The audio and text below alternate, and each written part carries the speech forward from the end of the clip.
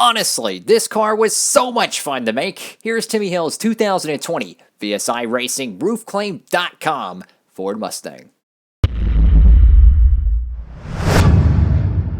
Howdy folks, it's Diecastbuffet here again, back with another custom diecast as there's a, I think, well, a giant hair over here, that's cool. Anyways, here is Timmy Hill's 2020 VSI Racing RoofClaim.com Ford Mustang, I think. This is the car he attempted to qualify for the Daytona 500 with. Don't worry, he qualified. This was the paint scheme he ran, obviously at Speed Weeks and all that jazz. Obviously, we've seen him win the iRacing Texas race in a Toyota Camry. He runs a Toyota Camry nowadays. It's kind of like how Rick Ware Racing, how they kind of just swapped manufacturers around. Not sure what the backstory is. Maybe they just had a spare Ford. Maybe the Fords are better at plate racing. Who knows? But I tell you what, man, I wanted to make this custom because this car will be racing in the NASCAR DURALAST Cup Series Season 3 this August 2nd, so tune in for that. This car's going to have to qualify in for the Daytona 500 in that series. It's going to have to qualify for every single race because we're going to have 40 car fields, guys, 40 car fields. We're going to have about, 45 entries to each race, so you're going to have some cats who are going to go home early. I tell you what, though, this paint scheme it's a little bit different than the actual race car itself. Obviously, you know, you got your yellow, you got your, well, it's supposed to be black there, but my printer doesn't print black. It actually prints brown. Consider this a bootleg UPS car. I gotta be honest with you, though. Even though the actual paint scheme has black on the sides here, the brown actually looks very good with the yellow. I was actually surprised how well it looked with it. So honestly, I'm kind of glad it did. I think it actually looks very sharp with it. Reminds you of the Dale Jarrett All-Star car from 2008. That's what it reminds you of, his All-Star car. But anyways, let's go ahead and get into the diecast review. Alrighty, folks, over here to the nose of this diecast. You can already see some spots in the clear coat. That's always good. But here it is. Here's the VSI Racing logo on the hood. You got your hood pins there. Of course, you know, it's not perfect. It's custom. Look, in a lot of ways, these diecasts look far worse on camera than they actually do in person. So take that for what you will. But this is a fully wrapped car. This is one of the first ever fully wrapped cars I've actually been able to do. I'm still working on the nose. I'm still working on that nose, so cut me some slack there. I'm still working on how to get that Mustang logo a little bit higher up. It is very wavy down here. You can see the Mustang there. Good God, it looks like a freaking Scooby-Doo font or something. I got the 66 there. Got MB, is it MBM or M30? I think MBM, yeah, MBM Motorsports. I think it's like Motorsports Business Management or something like that. I don't think it has any connection to what is like MB2 Motorsports from the early 2000s when Johnny Benson and Kenny Schrader and Joe Nemechek, all those other jazz cats driven for, what is it, MB2 or something like that way back in yesteryear. But the front of the diecast is screwed up. Obviously, the grill is not there where it's supposed to be. Again, I'm still learning how to do all this. So you got the whole grill inlet. It's literally like the decal itself is sitting on the splitter. So that's always cool. Definitely some issues there. But again, it's one of the first, you know, fully wrapped customs I've done. And you know what? Hey, man, it's a custom. It is what it is. And then over here to the left side of this diecast, you got Timmy Hill. Obviously, you got RoofClaim.com. I almost said .org there. You got Janie King. Nothing on the B post. You know, it's just a very simple paint scheme design. You know, you have white down here. You got kind of your, I guess you could say like a middle black there, and then you have your yellow on the top. I would say not simple, but it's a simplistic modern paint scheme. You know, it does have a little bit of some edges and, you know, grooves to it that give it that modern flair.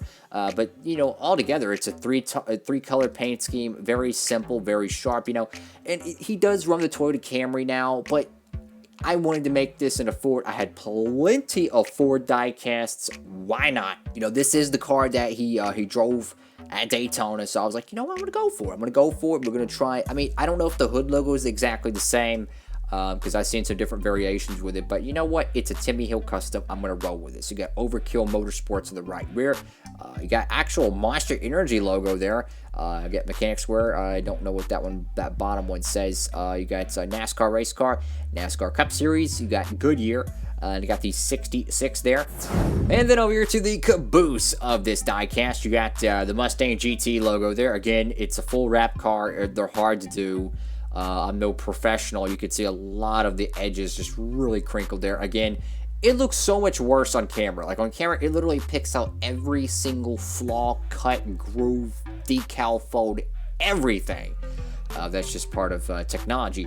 So you got the GT logo there. You got your Mustang taillights. You got the spoiler, which is painted black.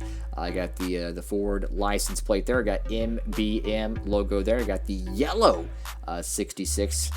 Very nice. I like the yellow. It's a nice little touch to it. But this is look. I figured out this way. You know, one of my friends showed me, and you know, God bless him, man. It was really nice of him to show me how to do these full wraps. And I tell you what, man. It changes the game. It really does, because I can go and try to make just about every paint scheme ran in the Cup Series now, because, you know, I got a crap load of Ford die-casts, I got a crap load of Camrys, you know, and I could just go and make so many die-casts now, and it's amazing, you know, it's simple, it's fun, I love to do it. And then over here to the right side of this die-cast. Now, one thing I do notice with these full wrap customs, as the number's a little bit higher than it needs to be. The number's a little bit higher, so it kind of like the top of it kind of rolls inward where the window panel is. Obviously, this could have been done a whole lot better right here, you know. Again, still learning the sizes for these decal sheets, but I mean, you can see all the little crinkles and stuff. And also, when you get these cars underneath the light reflects off all those little grooves and bubbles and all kinds of jazz, and it just makes it look a whole lot worse. But I tell you what, man, if you picked up this car and you walked around your house with it, you probably couldn't even see half of the stuff you're seeing right now.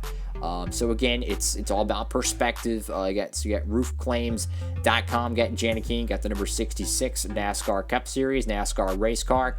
Of course, you got some you know, some decal overlap there, but this is going to be running for the Daytona 500 in the NASCAR DURALAST Cup Series. It's going to be trying to run just about every race, you know, it just depends. The rule is for the DURALAST Cup Series for Season 3 is that if you currently were in the top 30 for Season 2, you're going to have to qualify your way in for every DURALAST Cup Series race. But if you're top 30 in points, you don't have to worry about that. And obviously, since Timmy Hill did not start a DURALAST Cup Series race in Season 2, and nor was he in top 30 in points, he's going to have to qualify his way in the dual races for the 500. And then over here to the roof of this diecast, and just look at that clear coat. Look, I love that clear coat. I am very happy with the clear coat. It's not the most smoothest clear coat, but you know what it is? It is what it is. So you got the 66 there. You got roofclaim.com right there where the roof flaps is. Roof claim, is that like roof insurance? Like, what is that, roof claim? Do you just go on someone's roof and just claim it? I don't know. What is this, freaking ARC or something? So you got that. You got roofclaim.com on the deck lid as well, but I am kind of curious what that actually means. Alrighty, folks, that is it for today's NASCAR diecast review. Custom diecast review, that is. But, you know, the front's messed up. There's crinkles, there's bubbles, there's all kinds of crap wrong with this race car. But guess what? It's a custom, and I'm darn proud of it. You know, these cars are so hard to make. Look, you can ask anyone who makes custom diecast. Obviously, my customs are not good. I want to get better at doing them, but you can ask anyone who makes customs. It is not an easy thing. It really is not. You could ask the best custom diecast makers out there. You can ask some of the newer custom NASCAR diecast makers. And I tell you what, man, it is not easy to make. I don't care if it's a paper custom. I don't care if you're using professional high-grade decals. I don't care if you're making your own decals. At the end of the day, it requires patience and a whole lot, and I mean a whole lot of research. You gotta learn different techniques.